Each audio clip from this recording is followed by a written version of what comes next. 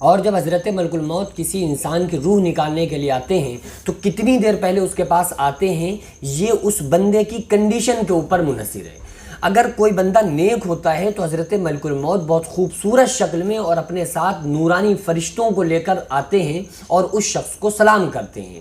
اور اس سے کہتے ہیں کہ اللہ تبارک و تعالیٰ نے جتنا وقت تم کو دیا تھا وہ وقت تمہارا پورا ہو گیا، اب تمہارا وقت اللہ سے ملاقات کا ہے، اور تمہیں خوشخبری ہو، تمہیں مبارکباد دیتے ہیں فرشتے اور کہتے ہیں کہ تمہیں مبارک ہو کہ اللہ سے ملنے کا وقت قریب آ گیا۔ کیونکہ وہ مومن بندہ جو ہوتا ہے، آقا علیہ السلام نے فرمایا دنیا مومن کی قید خانہ ہے، کافر کے لیے جنت ہے۔ تو مومن کے لیے چونکہ قید خانہ ہے، وہ تمام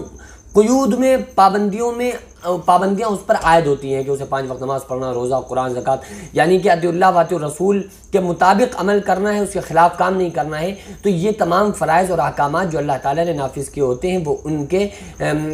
اس کے اندر ہوتا ہے، یعنی کہ اس کے خلاف ورزی نہیں کرتا ہے، تو اس کے لیے قید خانہ ہوتی ہے۔ تو اس سے کہا جاتا ہے کہ تمہارا اللہ کے پاس اللہ سے ملنے کا وقت قریب آ گیا ہے، اور حضرت ملک الموت آتے ہیں، فوراً اس کی روح کو نکالتے ہیں، اور وہ روح نکال کر جو حضرت ملک الموت کے ساتھ آئے ہوئے فرشتے ہوتے ہیں، نورانی فرشتے، ان فرشتوں کے ہاتھ میں ان کے حوالے اس بندے کی، نیک بندے کی روح کو کر دیتے ہیں۔ اور جب کوئی برا بندہ ہوتا ہے تو ایسی خطرناک اور ڈراؤنی شکل میں کافی دیر پہلے وہ بندہ محسوس کرنے لگتا ہے کہ حضرت ملک الموت ہمارے پاس آ گئے، اور اس کی روح کو جیسے ہی کھینچتے ہیں تو حدیث پاک میں آتا ہے جب کوئی برا بندہ ہوتا ہے تو اس کی روح کو اس کے گھٹنوں میں روکا جاتا ہے، اور حکم ہوتا ہے کہ اس کے گھٹنوں میں روح کو روک دیا جائے اور مزید تکلیف کا سبب بنایا جائے۔ پھر روح کو تھوڑا سا نکال کے پیٹ میں روکا جاتا ہے، پھر اس کی روح کو سینے میں لا کے جام کر دیا جاتا ہے، روک دیا جاتا ہے، اور ایک پیس ڈالنے والی چکی سی سینے میں چلتی ہے۔ اس کے بعد اس کی روح نکل کر حلق میں آتی ہے۔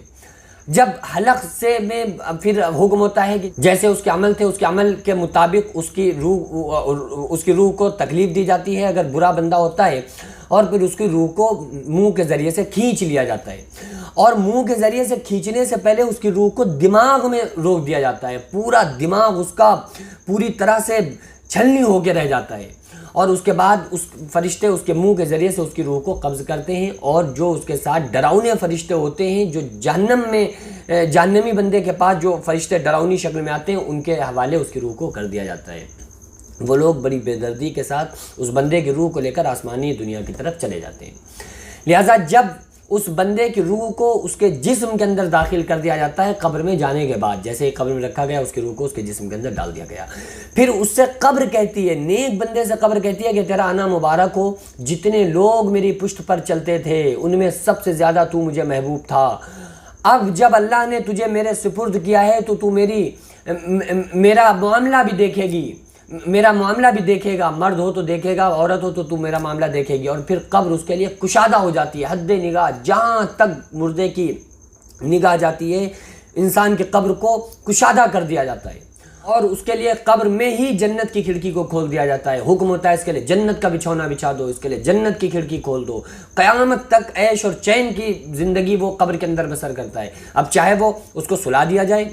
بعض لوگ ایسے ہیں جن کی روحوں کو پرندوں کی فوٹو میں رکھ دیا جاتا ہے، وہ جنت کی سیر کرتے ہیں، بعض ایسے ہیں جنہیں قیامت تک کے لیے سلا دیا جائے گا، پھر وہ قیامت کے دن اٹھیں گے ممبر قدینہ تو کہیں گے ہمیں ہماری مرکز سے، ہماری خوابگاہ سے کس نے جگا دیا، ھذا ما وعد الرحمن وصدق المرسلون، نیک بندے کہیں گے یہ میرے رب کا وعدہ تھا اور رسولوں نے سچ فرمایا تھا کہ مرنے کے بعد اٹھنا بھی ہے۔ تو یہ تو زندگی ہو گئی قبر کی۔ اور اگر کوئی برا بندہ ہوتا ہے تو اس کے لیے قبر میں کیا ہوتا ہے کہ جیسے ہی اس کو قبر میں رکھا جاتا ہے تو قبر کہتی ہے کہ تیرا آنا نامبارک ہو، بہت برا ہوا جو آج تو میرے پاس آیا ہے، اور جب تجھے میرے حوالے کیا گیا ہے تو آج میرا سلوک دیکھے گا۔ اس کے بعد اس کی قبر آقا علیہ السلام نے فرمایا اس کو ایسے دباتی ہے، اس طرح بھینچتی ہے، صحابہ فرماتے ہیں کہ ہمارے نبی صلی اللہ علیہ وسلم نے اپنی انگلیوں میں ڈال کر فرمایا کہ اس طرح سے ایک دوسرے میں پسلیاں انسان کی گھس جاتی ہیں، اور وہ مردہ بہت چیخو پکار کے ساتھ روتا ہے۔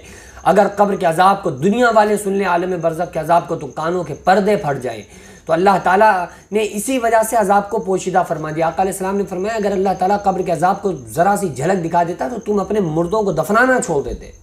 اور پھر کوئی ایمان کا مطلب ہی نہیں رہ جاتا۔ ایمان کیا ہے کہ ذالک الکتاب لا ریب فیہ الذین یؤمنون بالغیب، ایمان والے وہ ہیں جو غیب کی باتوں پر ایمان لاتے ہیں۔ تو چونکہ ہمارے نبی صلی اللہ علیہ وسلم نے ہم کو بتایا، ہم اس لیے ان باتوں کو مانتے ہیں، ہم نے دیکھا تو خدا کو بھی نہیں ہے نا، ہم تو اللہ کی پیدا کردہ تمام نشانیوں سے پہچانتے ہیں کہ اللہ ہے. ہمارے نبی صلی اللہ علیہ وسلم نے بتایا تو اس لیے ہم مانتے ہیں کہ اللہ رب العالمین ہے جو ساری کائنات کا رب اور پروردگار اور پالنہار ہے. حضرت عمر رضی اللہ تعالیٰ عنہ فرماتے ہیں کہ اگر میرے ہاتھ پہ ایک ہاتھ پہ جنت اور دوسرے ہاتھ پہ جہنم لا کے رکھ دی جائے تو اتنا ہی مجھے جب یقین ہوگا جتنا بن دیکھے اب ہے. یعنی جتنا ابھی میں نے دیکھا نہیں ہے، جتنا مجھے اب یقین ہے اتنا ہی جب ہوگا جتنا میرے ہاتھوں پہ جنت جہنم کو لا کے رکھ دیا جائے. یعنی کہ میرے دیکھنے کے بعد ذرہ برابر بھی اضافہ نہیں ہوگا. یعنی میں مکمل طرح سے میرا ایمان ہے کہ جنت بھی ہے جہنم بھی ہے، کیونکہ ہمارے نبی صلی اللہ علیہ وسلم نے بتایا ہے. اور زمین، آسمان، چاند، سورج، ستارے، ہوا، ساری کائنات، لیل و نہار اور اس کی لیل و نہار کی گردش، یہ چیخ چیخ کر آواز دے رہی ہے کہ ان چیزوں کو چلانے والا، اس نظام کو چلانے والا، ان کائنات کو بنانے والا کوئی ہے، اور وہ یقیناً اللہ رب العالمین کی ذات ہے. جو میں جبہ پہنے ہوئے ہوں، اس جبے کو میں نے اس جبے کے بنانے والے کو نہیں دیکھا ہے، لیکن کیا خیال ہے، کیا کوئی کہہ سکتا ہے کہ اس کو بنایا نہیں گیا اور اپنے آپ جبہ بن گیا؟ ظاہر سی بات ہے کہ نہیں بن سکتا. بغیر بنائے ایک چھوٹا سا جبہ نہیں بن سکتا، ایک انگوٹھی نہیں بن سکتی، ایک ٹوپی نہیں بن سکتی.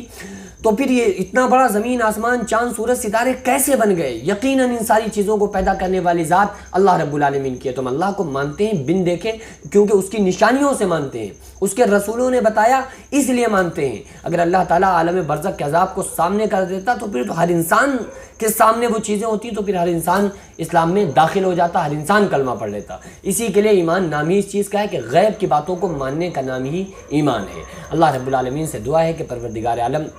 ہم تمام لوگوں کے آخری وقت جو ہو، جب ہم دنیا سے رخصت ہو رہے ہوں، تو اللہ تعالیٰ کلمے کی دولت سے ہم تمام لوگوں کو مالا مال فرمائے، اور قبر کی اور روح نکلنے کی اور تمام جو سختیاں ہیں اللہ تعالیٰ ہم تمام لوگوں کو ان تمام سختیوں سے ہم سب کی حفاظت فرمائے. وما علینا الا البلاغ. السلام علیکم ورحمۃ اللہ.